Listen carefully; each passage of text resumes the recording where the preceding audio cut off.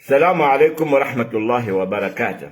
يقال لو أن كل كلب عوى ألقمته حجرا لأصبح الصخر مثقالا بدينار.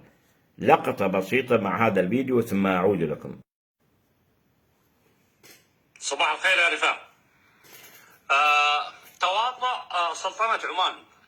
حديثي هنا موجه لنظام مسقط وليس للشعب العماني المحترم. تواطؤ سلطنة عمان ونظام مسقط. الدياني وأحد زنادقة العهر السياسي الموجودين في مواقع التواصل الاجتماعي الذين ملأوا هذه المواقع بغثيانهم، محاولين الإساءة إلى سلطنة عمان، محاولين المساس من سلطنة عمان. وأول كلمة قال تواطؤ سلطنة عمان. على كل حال لن أرد على هذه الكلمة، هذا القزم لا يستحق ذلك الرد، ولكن فقط أريد أن أوضح نقطة مهمة. الدياني من خلال مقطع فيديو اتهم سلطنة عمان بأنها تعمل ضد جنوب اليمن. أولا، سلطنة عمان لم تقسم اليمن إلى قسمين، بل تتعامل مع اليمن على أساس أن الجمهورية اليمنية العربية وليست جنوب اليمن وشمال اليمن. لدينا في عمان طبعا من اليمن منهم من الجنوب ومنهم من الشمال، رجال كبار وشيوخ وغيرهم ومن موجودين في السوق.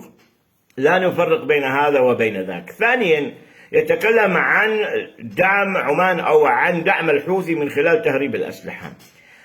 الدياني أنا أقول له أنت وغيرك وقبلك الكثيرين حاولوا أن يقولوا هذا الكلام وأن يفبركوا فيديوهات، ولكن من التحالف ومن رئاسة التحالف أتى من ينكر هذا الكلام.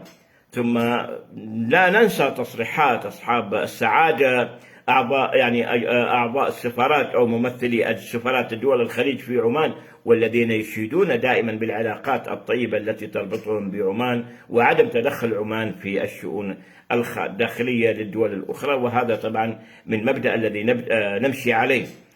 الدياني يحاول أن يجعل من نفسه شيء من لا شيء.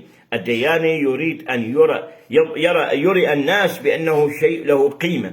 أنا أقول لك يا دياني، حاول أن تغير موضوعك، لأن استغلالك لاسم سلطنة عمان لن يوصلك بعيدا. سلطنة عمان نقش اسمها على صدر الشمس، لا تستطيع أنت أن ترفع رقبتك لتراه، وإن رفعت رقبتك لن تستطيع أن ترى، لأن صدر الشمس يحرق عينيك، بصرك وبصيرتك. ولهذا أنصحك بأن تغير فكرك. تحيتي للجميع وبارك الله فيكم.